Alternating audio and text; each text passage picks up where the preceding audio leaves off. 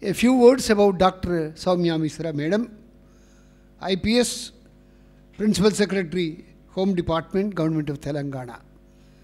As I told you earlier, whenever Swamijis think of inviting any guest or a chief guest, they do not think of the power of the person, but their commitment to the values to the society.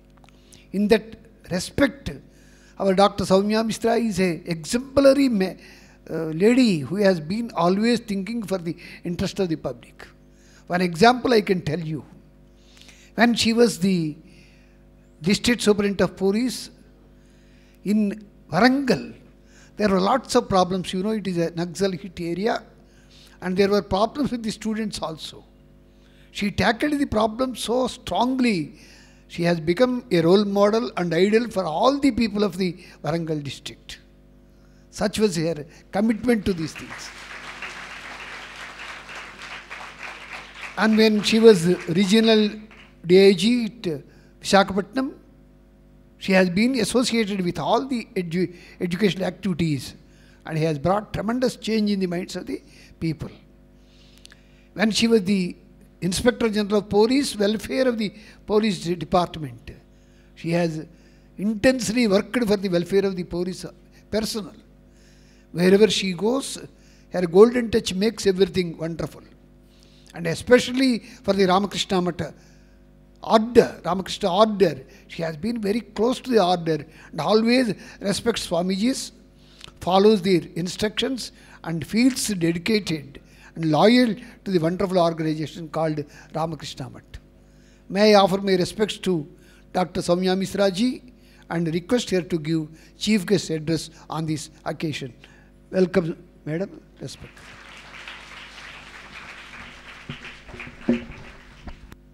My salutations to Sri Ramakrishna, the Holy Mother, and Swami Vivekananda. My pranams to Pujya Swamiji Gyanananda Ji Maharaj, President of Ramakrishna Mission, Hyderabad, Pujya Swamiji Bodhamananda Ji Maharaj, other revered Swamijis and dignitaries, and my blessings to all of you, my dear students. Today is indeed a very memorable day. It was today, 11 September, which year? 1893, that Swami Vivekananda made his famous Chicago address, where he took the world by storm through his opening lines, which you all know. What is it? Yes, Swamiji has corrected you. So, sisters and brothers of America. I also take this opportunity to congratulate Vivekananda Institute of Human Excellence for its successful completion of 14 years, during which it has undertaken the wonderful feat of non-stop classes of 10 lakh people.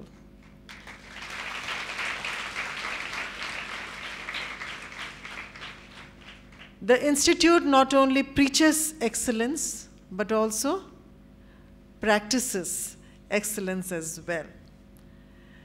At the outset, allow me to congratulate each one of you. Why? You have already taken the first step to women empowerment. What is that? Education, very good. All of you are intermediate level, what I understand, and above students. So Swami Vivekananda used to always say, men, don't poke your noses in the affairs of women. Educate them and they will solve their own problems.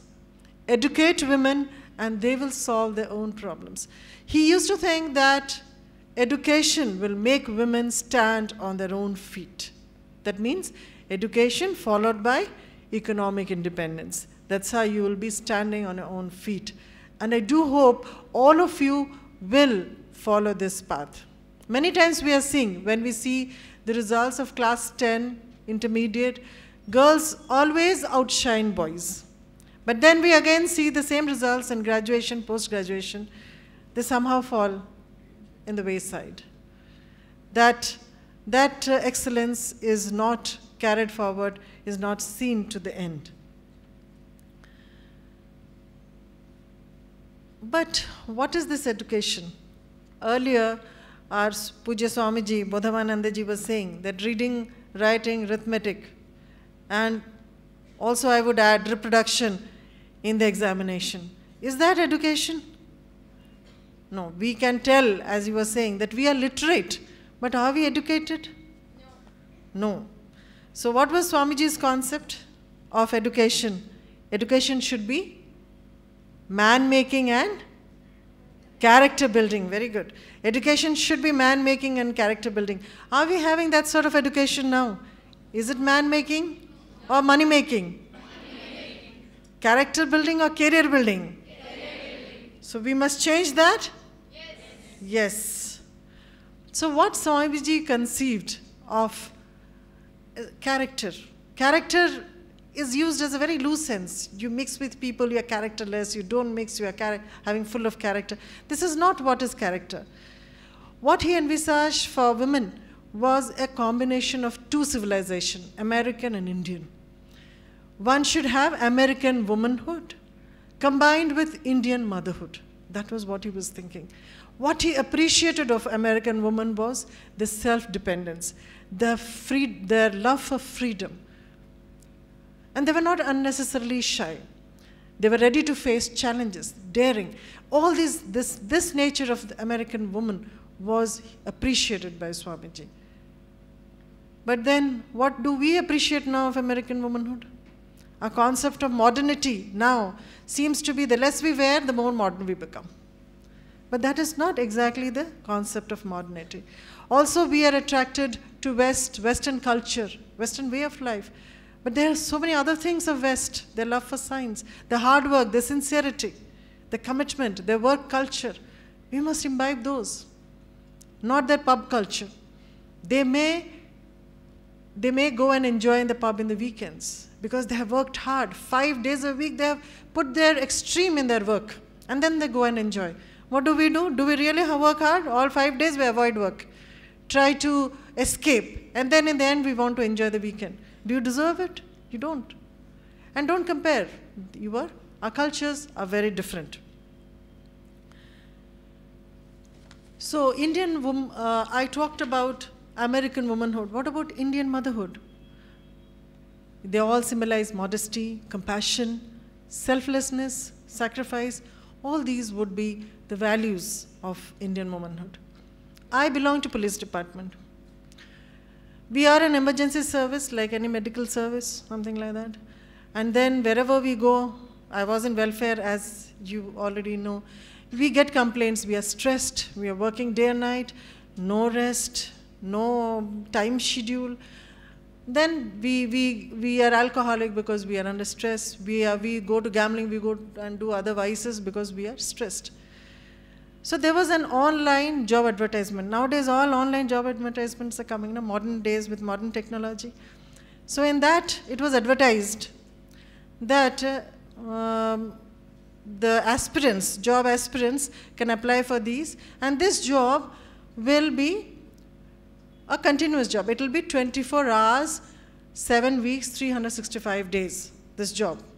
And you will go as an operational manager. You cannot, that is the level in which you will be appointed, and that is the level where you will live. You will always stay. You cannot become the top management.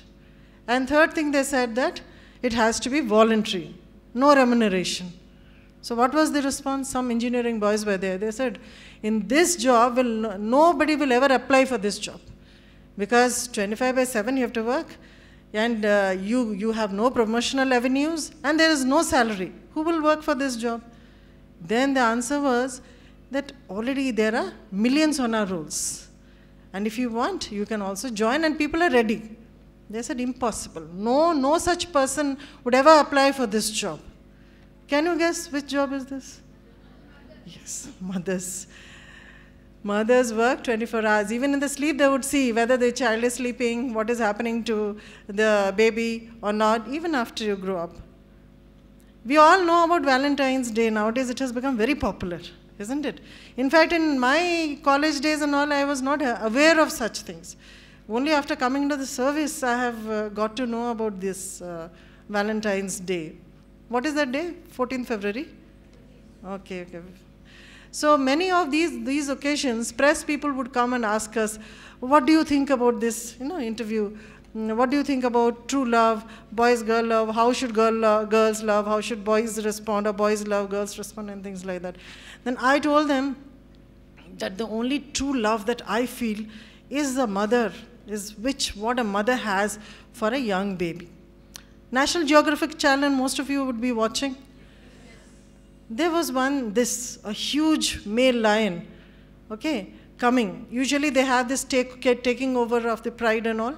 And then the mother lion with 2 small cubs, she sees the coming of this male lion, and then she takes these 2 cubs and hides them in some place. But the male lion continues to follow her. And then after leaving them in a secured place, she comes out. She is weak because she has given birth to cubs. She is giving milk to them, and she is no match to a fully grown male lion. She knows that also. But her love for her kids force her to come out and try to fight a battle which she knows that she may be defeated. So this, I told him that this is what I feel is pure love. This is what I feel is true love. Predictably, this did not come out in the newspaper because it did not have the sensational value that usually newspapers claim for. We all know Swadesh mantra of Swami Vivekananda. Okay, in that he says, "O India, forget not that the ideal of womanhood is Sita, Savitri, and Damayanti." All of us, most of you who know Swami Vivekananda, who have gone through his writings, must have known this. So, do you think this is relevant today in modern times? Sita, Savitri, not relevant? How many people think they are not relevant? No, you be free, no problem. I feel that it is still relevant. Why? I would give my reasons. Sita went through a lot of torture, lot of harassment, all alone, no support from anywhere. But see her steadfastness, see her conviction. Did she stoop down to pressure? Nowadays, many of our officers, many of others will say, there was a lot of political pressure, what can I do? I stooped down. Okay, but did Sita stoop down? No, she stood her ground. Whatever was her conviction, she stood. And then, after all that, when she was asked to take the fire test, did she go back? No, she wanted to prove herself also. She said, if a test is there, so be it. I'll take the test and prove myself. And she proved it. That was her conviction. That was her steadfastness. And this is what you must learn. Whatever you are convinced about, you have confidence that you can pass any test if you are put on that conviction. What about Savitri? Nowadays, in modern times, we're having so many challenges which challenge our very concept of success, whether you will be successful or not, whether you'll get defeated. But look at Savitri. She could snatch life from the jaws of death.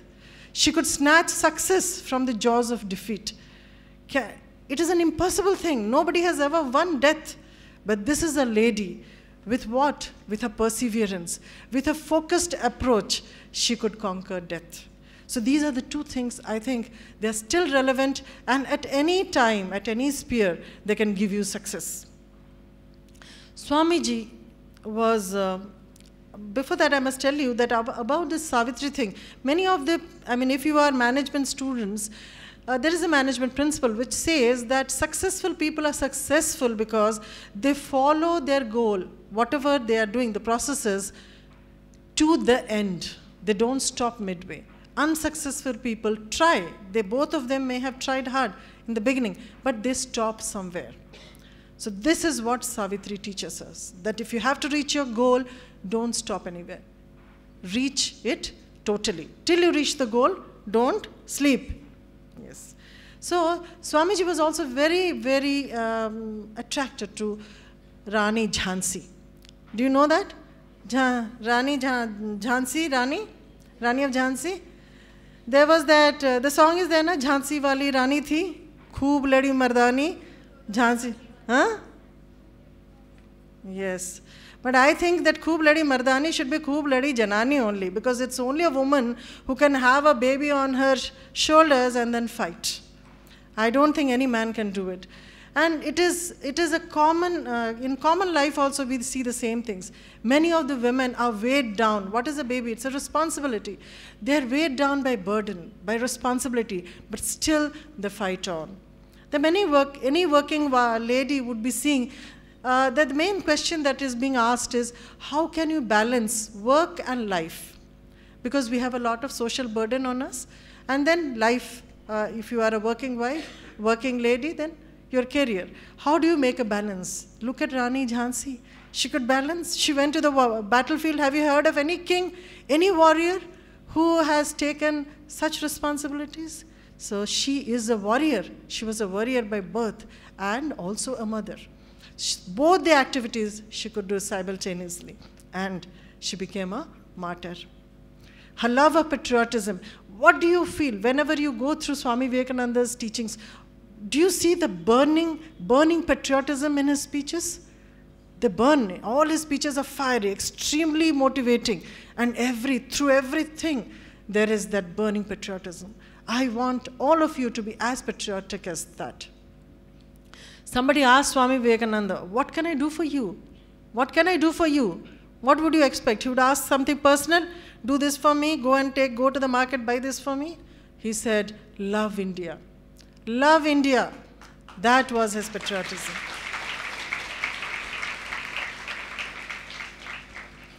Have you seen Mary Kom? Many of you? Yeah? You see the focused approach, how many burdens she had? She did not even have a shoe. She had to stitch her shoe to go and fight. But even then, coming from a very backward state of Manipur, she could achieve what she was because she was focused. She was convinced that many detractions were there. What she detracted, even motherhood did not detract her, and she could get a medal in the Olympics. So see that. These are the inspirational stories, the life stories of people like her, like others, who should motivate you and lead you to success. All of you, today you are girls, but tomorrow you're going to be mothers. All of you would be mothers. So I was talking to you about Indian motherhood. I think that unless you imbibe good values, Indian values, traditions, it is very difficult for you to pass on this to the next generation. So it is your duty to yourself, to the society, to our country, that you imbibe good values. And you give those values, teach those values, because mother is the first teacher of any child, to your next generations. So always remember that you have an added responsibility. So what, according to Swamiji, was education? Already you have been told. What is education? Education is the manifestation of perfectionality. Very good. I think you don't need much of teaching. You're all highly enlightened. So why is this? What was he telling? That each soul is potentially divine. He used to tell us, ye children of immortality. You have immense potentiality. How much potentiality we have? Though I think there has been a recent film of Lucy where they show that the brain, when it starts functioning, how mind is able to control matter. Even Albert Einstein, it is said, though they say that it is not scientifically proved, that most of us use 10% of the brain, less than 10% of the brain, and Albert Einstein, because he used 10% of his brain, he was able to become a genius. So what sort of potentialities all of us have? And how much brain would Swami Vivekananda be using it? So all of you, you must understand that you have immense potentiality. And you have to manifest these potentialities, which belong to your own inner self. As Swamiji said, you are sheep lions, but then you have to drop that sheephood and take up lionhood or lioness. So usually it is the lower mind which enjoys pleasure of senses. The higher mind enjoys science and philosophy. And the highest mind, what does it enjoy? spirituality. Remember that you are not only this body-mind, you are much above that. We are basically spiritual beings. So manifest that. Manifest, always try to manifest your inner self. Attract people. Usually it is a very, very male concept that women have to dress up and be attractive. You attract, but not by your dress, not by your physical features. Attract by your character. How Swami Vivekananda? Just 5 words and he was able to attract applause for 3 minutes. He attracted, as Swamiji said, by his purity. You attract by that, by your wonderful work, by your purity. And in modern days, we are seeing, we are very individualistic. This is, individual culture is basically a Western culture. In fact, for the first time when I went abroad, we ordered some dishes. Here in India, they give you bowls. You order for butter paneer or something, they would get you in bowls, and then your plates are there and you take out from the same bowl and eat. But when we ordered there, we also thought that, they'll be giving us in bowls. They gave us in plates, each individual. 1 plate, this, whatever you have, another plate, another plate. So their culture is individualistic. Our culture is sharing. Our culture is based on sharing. So it's very different. Nowadays, we are becoming more and more individualistic, more and more selfish. And you know how Swami Vivekananda used to hate the word selfishness. What was he telling? They only live who live for others. Others are more dead than alive. So unless you live for others, unless you be unselfish, you cannot be religious. Any religion preaches unselfishness. And that's the only way to become good. If you want to become good, you have to be unselfish, you have to share. In fact, there are 3 laws. One is a law of animal, which is what? Selfishness. I have to hunt, I have to eat, I have to do it for myself. And what is the law of human beings? It's of sharing. Human beings are basically social beings also. They share. And what is the law of enlightened human beings, like Swamiji or saints? That is sacrifice. So what we have to learn? We have to learn to move from selfishness to sacrifice through sharing. Once I met one All India service officer. So we were asking, why did you choose this job? He said, good life, good wife. That's why I choose this job. But is that why you choose that job? Are you studying only for that so that you can have a very comfortable materialistic life? Do you think that that is going to give you satisfaction? Those who are leading materialistic life see the stress, the anxiety, the trouble that they are all in. Those who are not, they have peace of mind. And now even the West is looking towards India for peace of mind, to learn how to be at rest. There's so much of restlessness in that. So education will involve the development of 3 aspects. What are the 3 aspects? Knowing. And what is the goal of knowing? Truth or satyam. The goal of knowing is truth. The second is feeling. And what is the goal of feeling? Beauty. A cow cannot appreciate the beauty of a flower. Only you can appreciate it. It can only eat it. It cannot appreciate the beauty of a beach with swaying coconut trees, or the beauty of a sunset. These are not appreciated by animals. So education should make you feel. Give you that capacity where feeling leads to beauty or sundaram. And willing, the third would be willing. Willing means the goal of willing would be to do good or shivam. So education is that education which develops these 3 aspects of knowing, feeling and willing to the highest degree. Develop your willpower. In fact, Swami Vivekananda was very, very particular about that, about willpower. There was a story, there is not a story, actually it's a real thing. He was living with legates. They're very rich people. They had a huge golf course. So once this Mr. Legate's son, he took Swami Vivekananda and he was telling him that, see from here, that is the hole of the golf course. If you put the ball there, it is impossible, and we'll give you $5. So then Swamiji said, okay, you teach me how to, do the batting and how to put the punting and put the ball in the hole. So their son was teaching Swami Vivekananda how to do it. Then at that time, Mr. Leggett also came. He said, Swamiji, what are you doing? It's impossible. From here to there, you cannot put the ball in the hole. Then Swamiji said, let me try. And then Swamiji did it, and the ball went and fell in the hole. Then Mr. Leggett said, oh, it is the miracle of the Indian yogi. He thought that he did some magic by which it went there. Then Swamiji said, no, it is the use of willpower and concentration.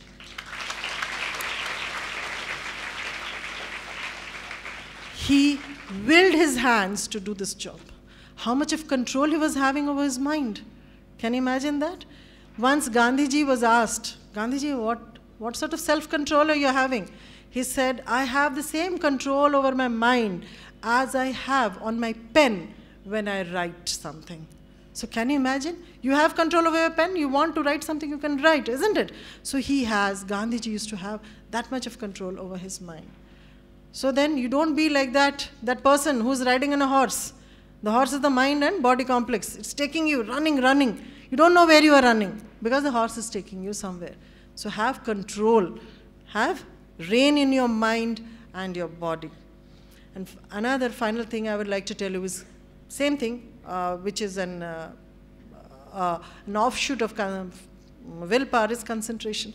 Swamiji used to say, what is the difference between a genius and a common man? What is the difference? Think.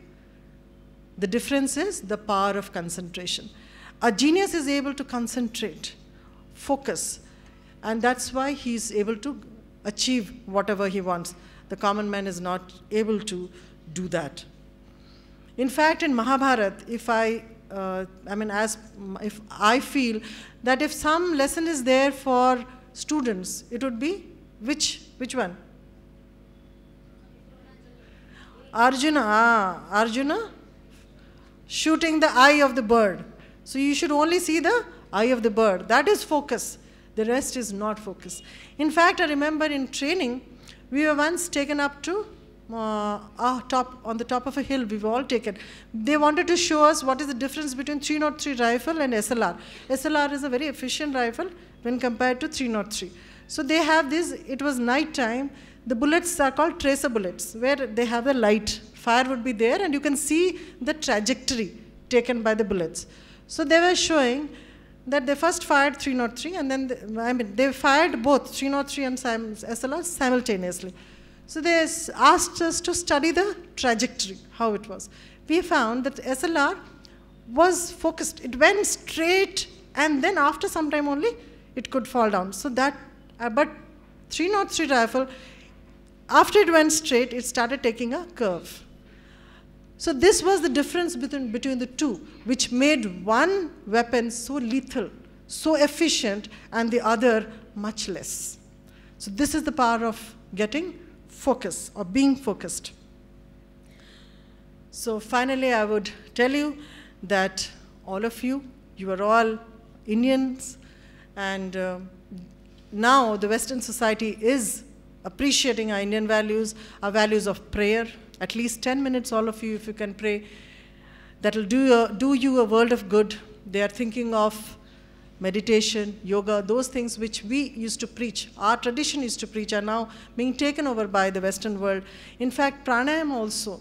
Now scientists say that dogs and other animals which breathe fast, they die fast. So if you have control over your breath, you can live longer, you can live a better and healthier life. And this was what was taught to us thousands of years ago in our culture, in our tradition. So I wish you all the best. May you manifest your divinity. May you awake your sleeping souls. And may you be successful in your studies, in your career. May each of you be great citizens of our dear motherland and do us all proud. Jai Ram Krishna, Jai Hind.